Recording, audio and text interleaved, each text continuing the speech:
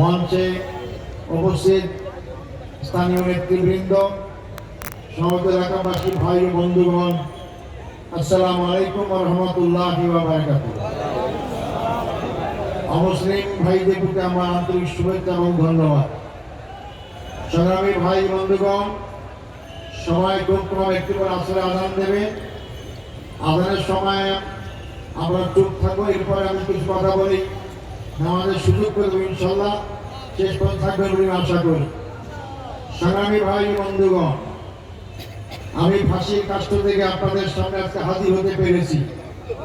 আমি আল্লাহর লক্ষ শুকরিয়া আদায় করি যে আল্লাহ আমাকে শাহাদাতের মর্যাদা না দিয়ে আপনাদের কাছে ফিরিয়ে দিয়েছেন। জানি না আল্লাহ এর মাধ্যমে কি হাসিল করতে চান। আমি শহীদ হওয়ার জন্য প্রস্তুত ছিলাম। যখন আমার সুপ্রিম কোর্টের রায় বহাল করা হলো, আমি আমার জিনিসপত্র সব পরিবারকে বুঝিয়ে দিয়েছিলাম, সব বুঝিয়ে দিয়েছি। আমার যা কিছু মাল ছিল, যারা আসামি ছিল তাদেরকে দিয়েছি, ফাঁসির জন্য অপেক্ষা করবো। কিন্তু আল্লাহর কি ফয়সালা, 2024 সালে 5ই আগস্ট এদেশের দামাল ছেলেরা, ছাত্র, যুবক, বৃদ্ধ, কৃষক, এমনকি শিশুরাও পর্যন্ত লক্ষ লক্ষ মানুষ রাজপথ প্রকম্পিত করে স্বৈরাচারকে শুধু ক্ষমতাচ্যুতই করেন, এই দেশ থেকে বিতাড়িত করেছে। আমাদেরকে বিতাড়িত করতে হয়নি, নিজেই চলে গিয়েছে। সংগ্রামী ভাই বন্ধুগণ, আমি সেই দামাল ছেলেদের আন্দোলনে যারা শহীদ হয়েছেন তাদের আত্মার মাগফিরাত কামনা করছি। যারা এখনো পঙ্গুত্ব বরণ করছেন তাদেরকে পর্যাপ্ত শিক্ষা এবং সাহায্যের জন্য সরকারের কাছে দাবি জানাচ্ছি। সংগ্রামী ভাই বন্ধুগণ, আমরা জামাত ইসলামীর পক্ষ থেকে যারা শহীদ হয়েছেন তাদের পরিবারের সাথে আমিরের জামাত যোগাযোগ করেছেন, আমাদেরকে যতদূর সম্ভব তাদের সাহায্য করেছি। আমার কি অপরাধ ছিল? আমাদের নেতাদের কি অপরাধ ছিল? আমাদের অপরাধ, আমরা মানুষের পক্ষে কথা বলতাম, দেশের জনগণের পক্ষে কথা বলতাম, আমরা মুসলিম হিসেবে আল্লাহকে বিশ্বাস করতাম, আল্লাহর আইনের কথা বলতাম, কোরআনের শাসনের কথা বলতাম। এটাই কি আমাদের অপরাধ? আমাদের অপরাধ আরেকটি আছে। যারা এই অপরাধের জন্যই আমাদেরকে দুনিয়া থেকে মিটিয়ে দিয়ে জামাত ইসলামের কাছে স্তব্ধ করতে চেয়েছিল, তা হচ্ছে আমরা চেয়েছি বাংলাদেশ স্বাধীন হয়েছে, দেশের জনগণই দেশকে শাসন করবে, কারণ দাদাগিরিতে দেশ চলবে না।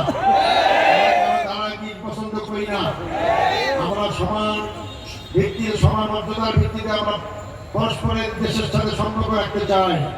কিন্তু আপনি আমাদের কাছে দাদাগিরি করবেন, আপনি আমাদের সমস্ত রাজনৈতিক সিদ্ধান্ত আপনারা দেবেন, আমাদের সংবিধান আপনারা পাঠিয়ে দেবেন। এই জন্য বাংলাদেশ স্বাধীন করা হয়নি। আমরা পাকিস্তানের রাওয়ালপিন্ডি থেকে দিল্লির কাছে আমরা অতিষ্কার করে দেশ স্বাধীন করা হয় নাই। আমরা স্বাধীন থাকতে চাই, আমরা তার প্রতিবাদ করেছি।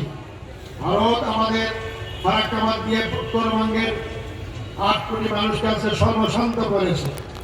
আজকে আপনারা জানেন আমাদের সিপাহী মুখ সিলেটের তার উজানে 54টা বাদ দিয়ে আমাদেরকে সূর্যা মারতেছে। এইভাবে গত 54 বছরে ভারত আমাদের সাথে বন্ধুত্বের পরিচয় দেয় নাই। আমাদের সরকার পরিবর্তন হয়েছে, নতুন সরকার গঠন হয়েছে। আগামী নির্বাচনের মাধ্যমে নতুন বাংলাদেশ গড়ার স্বপ্ন দিকে আমরা এগিয়ে যাবো সামনের দিকে ইনশাআল্লাহ। আমি একটি কথা বলতে চাই, আমাদেরকে অনেক অভিযোগ করা হয় আমরা দেশের স্বাধীনতা বিরোধী, আমরা ইত্যাদি ইত্যাদি। যারা এই কথা বলে বলতো আমরাই স্বাধীনতা এনেছি, আমরা স্বাধীনতার পক্ষের শক্তি, আজকে আপনাদের সামনে বলতে চাই, যাদেরকে স্বাধীনতা বিরোধী বলেন তারাই এখন বাংলাদেশে আছে। আর যারা স্বাধীনতার পক্ষে বলেন তারা ওই ভারতের কাছে আশ্রয় নিয়েছে। কোন ভারত? আমাদের দেশের চারপাশের সীমান্তের 3 দিকে ভারত। আমাদের সেনাবাহিনী কি জন্য? সেনাবাহিনী আমাদের দেশ রক্ষা করার জন্য। কাদের হাত থেকে দেশ রক্ষা করবে? পাশের দেশ থেকে হাত রক্ষা করবে। তারাই আমাদের দেশকে হামলা করতে পারে। যারা পাশের দেশ যেখান থেকে আমার দেশকে গ্রাস করতে পারে সেই দেশের আশ্রয় নেয়, তারা কি বাংলাদেশের জনগণের বন্ধু হতে পারে? আমরা পালাই নাই, আমরা পালানোর বিশ্বাস করি না। আর যে নেত্রী বলতেন যে শেখের বেটি পালায় না, তিনি আজকে কোথায় পালিয়েছেন? উনিকে সেক্রেটারি নন, বড় বড় কথা বলা যায়। অর্থাৎ যারা পাপী, যারা বেশি অন্যায় করে, তখন বুঝতে পারে যে আমি ক্ষমতার সাথে বাধ্য হয়েছি, আমাকে হয়তো জেলখানায় যেতে হবে। জেলখানার ভয়ে হাজার হাজার তাদের কর্মী দিয়ে ফেলে রেখে বাংলাদেশের জনগণকে বিপদে রেখে নিরাপদ আশ্রয় নিয়েছে ভারতের দিল্লির করে। ভাই বন্ধুগণ, এদের দ্বারা দেশ নিরাপদ থাকতে পারে না। যারা এই দেশে জন্মগ্রহণ করেছে, এই দেশেই ফাঁসির কাছে মৃত্যুবরণ করেছে, মৃত্যু হাত থেকে বাঁচার জন্য বিদেশে পালিয়ে যান নাই, তারাই তাদের দলই বাংলাদেশের স্বাধীনতা সার্বভৌমত্ব রক্ষা করার কত গ্যারান্টি হতে পারে। ভাই বন্ধুগণ, এই যে আগামী নির্বাচন অত্যন্ত গুরুত্বপূর্ণ নির্বাচন, শুধু ক্ষমতার পরিবর্তন নির্বাচন না, এটা আরো সামগ্রিক পরিবর্তন নির্বাচন। আমরা কৃষ্ণের দিকে ফিরে যেতে চাই না, 24 সালের হিসাবে ফিরে যেতে চাই না, যে আমার ছেলে একটা নতুন বাংলাদেশ করার স্বপ্ন থেকে জীবন দিয়েছে, আন্দোলন করে দেশ নতুন ভাবে স্বাধীন করেছে, পিছনের দিকে ফিরে দেওয়ার জন্য নয়। আবার স্বৈর শাসক কায়েম হবে, আবার দুর্নীতিবাদদের স্বর্গরাজ্য হবে, আবার সন্ত্রাস চাঁদাবাদী তোমার প্রতিষ্ঠিত হয়ে যাবে, এই দিকে আমার দেশকে নিয়ে যেতে পারি না। এই জন্য জুলাই সনদ হয়েছে, আমরা সব দল জুলাই সনদে স্বাক্ষর দিয়েছি। আমরা যদি জুলাই সনদে একমত হয়ে স্বাক্ষর দিয়েই থাকি, এটা আইনি ভিত্তিতে অসুবিধা কোথায়? একটি দল বাধা দেয়, তারপরে যদি গণভোট নির্বাচনের দিনে হবে, আপনি যদি গণভোট রাজি হয়ে থাকেন, তো জনগণ নির্বাচনের দিতে হবে তুমি কি জন্য আগে গণভোট আয়োজন করলে অসুবিধা কোথায়? আমার ডালমে কুচকালা হয়, হয়তো এই গণভোট অস্বীকার করে নির্বাচনের দিনে অর্থাৎ মানে সত্য দেশের ক্ষমতায় আমাদের জুলাই সনদকে ছুড়ে ফেলে দেবে, আবার আমাদের সেই পুরনো শাসন দিয়ে ফিরে যেতে হবে। আমরা বেঁচে থাকতে করতে দেবো না ইনশাল্লাহ। জুলাই সনদ বাস্তবায়ন চাই। আজকে যে নির্বাচন পিছিয়ে যায়, জামাত ইসলামের জন্য নির্বাচন পিছাবে না। যারা জুলাই সনদ আইনি ভিত্তি দিতে এবং গণভোট আগে অনুষ্ঠান করতে বাধা দিচ্ছে, তাদের কারণে নির্বাচন পিছিয়ে যেতে পারে। এই জন্য আপনারা যদি গণভোট অস্বীকার না করে থাকেন, আপনারা অবিলম্বে নভেম্বর মাসের মধ্যে গণভোটের আয়োজন করেন, তাহলে তো আমরা ফেব্রুয়ারি মাসে প্রথমার্ধে নির্বাচন করতে পারবো ইনশাল্লাহ। তাই আপনারা উদর কেটে বুধু খেয়ে থাকবেন না। আপনারাই আসলে নির্বাচনকে ভয় পাচ্ছেন, যতদিন যাতে আপনারা জনগণ থেকে বিচ্ছিন্ন হচ্ছেন, আপনারা এখনই জনগণ থেকে বিচ্ছিন্ন হয়েছেন। আপনাদের দ্বারা প্রার্থী ঘোষণা করেছেন, তারা বহুদিন থেকে এলাকায় আসে না, তারা এলাকায় আসা জনগণ সে মিশে না। আমাদের লোকরা জনগণ সে মিশে থাকে, আমাদের লোকরা জেল খেলেছে, কোন দল দাবি করতে পারবে না আমাদের মতো 11 জন ভাইকে জেলখানায় শহীদ করা হয়েছে, আমাদেরকে টার্গেট করা হয়েছে ভারত থেকে। কারণ তারা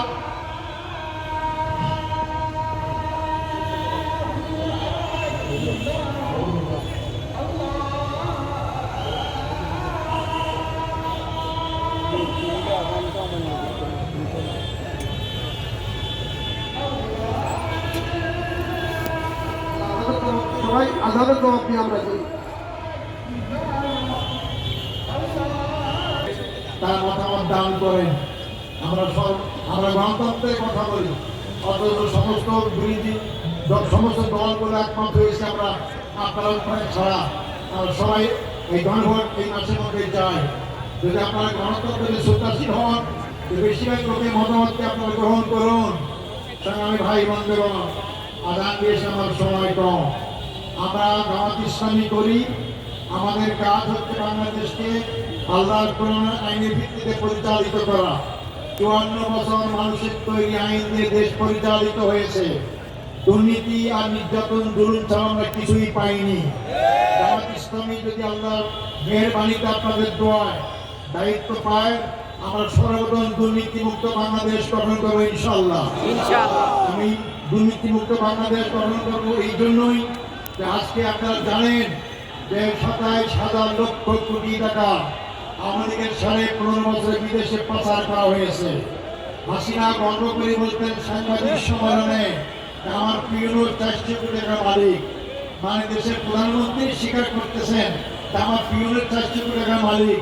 তিনি গ্রামে বাড়ি গেলে হেলিকপ্টার ছাড়া চলেন না, মহা অপরাধ করেছেন তিনি।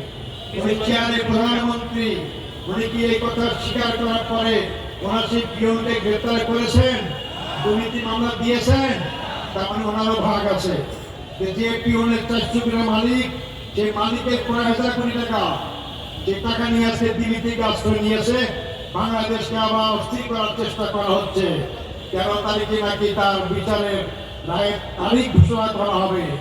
এই জন্য উনি আমার সেই পুরাতন কায়দায় লোক লাগিয়ে দিয়ে গাড়ি ভাঙচুর করার চেষ্টা করছে, আগুন লাগাচ্ছে। এই গাড়ি ভাঙচুর আগুন দিয়ে আপনি আর ফিরাই পাবেন না। এই দেশের জনগণ আপনাকে আর চায় না। আপনি এই দেশে আসুন, সাহস থাকলে আপনি মামলাকে আপনি ফেস করুন, মামলা মোকাবেলা করুন। আমাদের নেতা আমির কাসিম আমেরিকায় ছিলেন, তাকে বলেছিল যে আপনি আমেরিকাতে বাংলাদেশে আসবেন না, আপনাকে গ্রেপ্তার করে ফাঁসি দিয়ে দেবে। উনি বলছে বাংলাদেশের লোক, আমি ইসলামী আইন করেছি, হাজার হাজার যুবকের চাকরি দিয়েছি, আমি মিনিস্টার করেছি, হাজার হাজার লোকের চাকরি দিয়েছি, এটাই কি আমার অপরাধ? এই অপরাধ যদি হয়, মরতে হলে আমেরিকাও মরবো, মরতে হলে বাংলাদেশেও মরবো। বাংলাদেশে জন্মগ্রহণ করেছি, বাংলাদেশেই যাবো। উনি বাংলাদেশে এসেছেন এবং গ্রেপ্তার করা হয়েছে, তাকে ফাঁসি দেওয়া হয়েছে। তার ফাঁসিকে ভয় পান নাই। আমি কি বুঝাইতে চাইলাম? আমাদের জামাতের লোকরা জনগণকে ফেলে রেখে বিদেশে নিরাপদ আশ্রয় থাকতে চায় না। আমরা জনগণের দল, আমরা জনগণের কাজ করি, আমি ইসলামের দলদার কাজ করি। আল্লাহকে ছাড়া আমরা কাউকে ভয় পাই না। আমরা দেশে আসি, আর যারা আপনারা স্বাধীনতার পক্ষে শক্তি বলেন, তারা আজকে কেন বাংলাদেশ ছেড়ে আপনারা বিদেশে আশ্রয় নিয়েছেন? সাহস থাকলে আসুন, আমরা মোকাবেলা করুন, তাহলে হবে। ওবায়দুল কাদের ভেংসা বলতেন না, একজন বিএনপি নেতা বিদেশে আসে, আপনি রাজনীতি করেন, এত সাহস থাকলে আপনি দেশে আসেন। উনি কোথায় আজকে? উনি তো নিজেই দেশ থেকে পালিয়ে গিয়েছেন। তাই সংগ্রামী ভাই বন্ধুগণ, আমি সব দলকেই বলতে চাই, বিদেশে বসে দেশে রাজনীতি করা যায় না। জনগণের সাথে মিশতে হবে। যারা কোনো বিদেশ থেকে কলকাতি নেওয়ার চেষ্টা করছেন দলে, জনগণের ভালোবাসা অর্জন করতে হলে আজকে 1 বছর হয়ে গেল আপনাদেরকে আমরা বাংলাদেশে পাই না। কেন পাই না? জনগণের প্রশ্ন অবশ্যই করতে পারে। সংগ্রামী ভাই বন্ধুগণ, আগামী নির্বাচন অত্যন্ত গুরুত্ব নির্বাচন। এই নির্বাচনের মধ্যে ফয়সালা হবে যে মানুষের তৈরি আইন দিয়ে আমরা আমার দেশ শাসন করবো, নাকি আমরা আল্লাহর আইন দিয়ে দেশ শাসন করবো। আল্লাহর আইন যদি চান, তাহলে ইসলামী দল যারা আছে তাদেরকে ভোট দিতে হবে। আমরা চেষ্টা করছি ইসলামী দলগুলো আমরা ঐক্যমত্যের সংখ্যার ভিত্তিতে একটা ভাগ্যে ইসলামী ভোট করেছি, চেষ্টা করছি, আর চেষ্টা হয়তো সফল হবে ইনশাআল্লাহ। নির্বাচনের সময় অন্য দলের লোকরা নতুন নতুন টুপি করবে, নতুন নতুন পায়জামাজি করবে, হাতে তসবি থাকবে, নতুন জায়নামাজ থাকবে, তাদেরকে দেখে বিভ্রান্ত হবেন না। কারণ সেই ব্যক্তি যতই ব্যক্তিগতভাবে নামাজি হোক না কেন, তাকে ভোট দিলে তার দলের বিরুদ্ধে কথা বলতে পারবে না সংসদে। তার দল মানুষের তৈরি আইন, যে তাইরুল ইসলামী আইন তৈরি করতে পারবে না। এই জন্য তার পোশাক দাঁড়ি থেকে ভোট দেবেন না, ভোট দেবেন ওই দলটাকে থেকে। ওই দলের লোকরা কি কায়েম করতে চায়? তারা কি মানুষের আইন বহাল রাখতে চায়, থেকে আল্লাহর আইন কায়েম করতে চায়? এই জাতীয় দলকে যদি ভোট দেন, তাহলে তারা যদি সংসদে গিয়ে যদি সংখ্যাগরিষ্ঠতা অর্জন করে, তাহলে যদি সংবিধান পরিবর্তন করে আল্লাহর আইন চালু করে, এর জন্য সব কিছু ব্যক্তিটাই পাবে না। যাদের ভোটে এই কারণে কাজটা করার সুযোগটা পেল, সেই সবে ভাই হবে। এই জন্য আপনারা যদি মনে করেন যে আমরা আল্লাহর আইন চাই, আইনের মাধ্যমে হিন্দু, মুসলমান, বৌদ্ধ, খ্রিস্টান সবাই সমান অধিকার পাবে, নারী পুরুষ সমান অধিকার পাবে, ইসলামী একমাত্র নারীরা নিরাপদ থাকতে পারবে, ইসলামী একমাত্র হিন্দু, মুসলমান ও মুসলিমরা নিরাপদ থাকতে পারবে, অন্য কারো কাছে নিরাপদ নয়। ছোট্ট একটা উদাহরণ দিতে চাই। 2024 সালেও দুর্গা পূজা হয়েছে, হাসিনার আমলে। তার আগে দুর্গা পূজা হয়েছে, অনেক পূজা মণ্ডপ ভাঙা হয়েছে, মূর্তি ভাঙা হয়েছে, আর দোষ চাপিয়েছে শিবির এবং জামাতকে। আজকে 2025 সালে দুর্গা পূজা হয়েছে, আপনারা বলতে পারেন মিডিয়া কেউ দেখেনি পর্যন্ত এই দুর্গা পূজা একটা মন্দির ভাঙা হয়েছে, একটা পূজা মণ্ডপ ভাঙা হয়েছে। ভাঙা হয়নি কেন? যে জামাত শিবির করে থাকতে আগে, এখন তো জামাত শিবিরই ক্ষমতায়, তারাই তো এইটা ভাঙতে পারতো। তাহলে বোঝা গেল কি, 2024 সাল আগে যত মূর্তি ভাঙছে, তারা আজকে দেশ থেকে পালিয়ে গিয়েছে। তারাই আজকে নাই বলেই আজকে কোনো মূর্তি পূজা ভাঙা হয় নাই। তাই হিন্দু ভাইদেরকে আমি চিন্তা করতে বলবো, তাদের কাছে নিরাপদ থাকবেন, অমুসলিম ভাইরা আপনাকে নিরাপদ থাকবেন। বিশ্ববিদ্যালয়ে ডাকসু নির্বাচনে ইসলামী ছাত্র শিবির সংখ্যাগরিষ্ঠ অর্জন করেছে। আমি ইসলামী ছাত্র শিবিরের প্রথম বিশ্ববিদ্যালয়ের সভাপতি ছিলাম। আমরা নামাজ পড়তে পারতাম না, প্রকাশে কাজ করতে পারতাম না।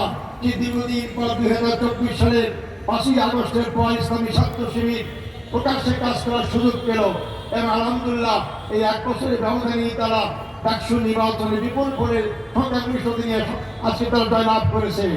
যেন ভূমিদর জয় হয়েছে। এই জয়টার পিছনে কারণ কি?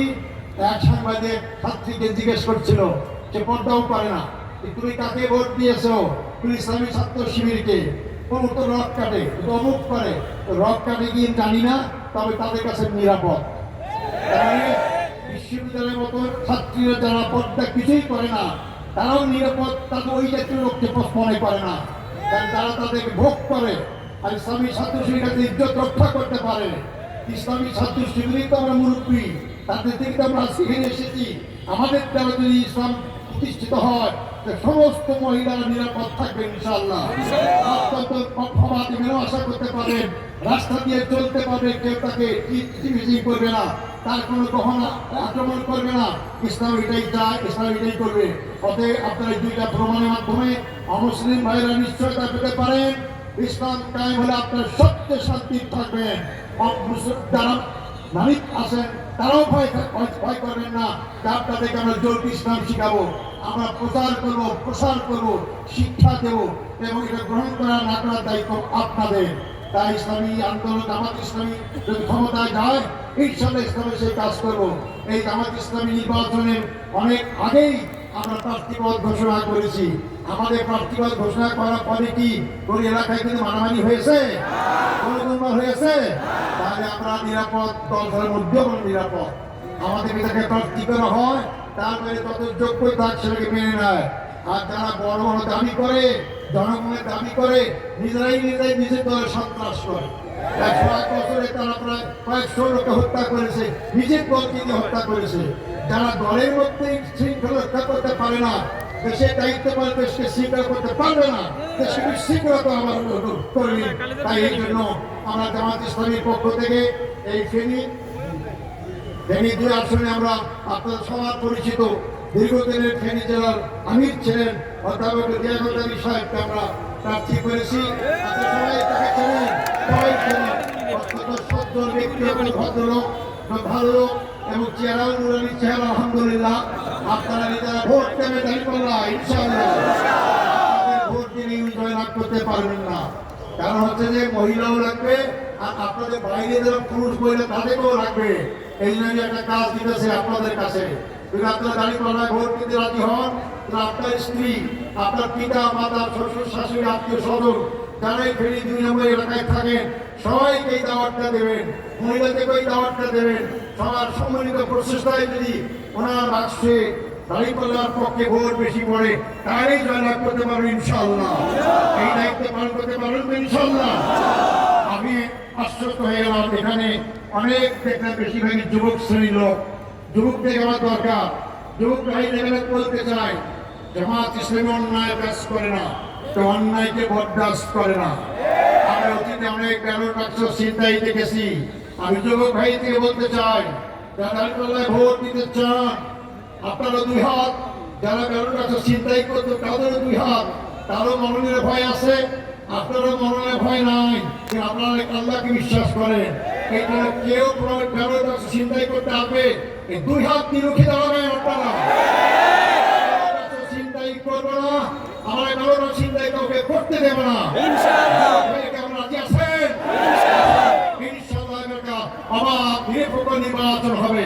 জনগণ যার মত পছন্দ অনুযায়ী মার্কাকে ভোট দিতে পারবে, তার নিশ্চয়তা জুলাই সনদ বাস্তবায়িত হবে ইনশাআল্লাহ। আমি সঙ্গে ফেনীবাসীকে আহ্বান জানাবো, আপনারা দাঁড়িপাল্লা ছাড়া নৌকা দেখেছেন, হানিশির দেখেছেন, লাঙ্গল দেখেছেন, জামাত ইসলামীকে কোনো সময় ক্ষমতায় দেখেন নাই। একটিবার পরীক্ষা করুন। আমাদেরকে পরীক্ষা করলে না ফেল করবো কখন? পরীক্ষা করে দেখেন। 15 বছর তো ভোট দিতে পারেন না, মনে করেন যে করে ভোট দিয়ে আমাকে ভোটটা নষ্ট হয়ে যাবে, এই মনে করিয়ে দিয়ে দেন।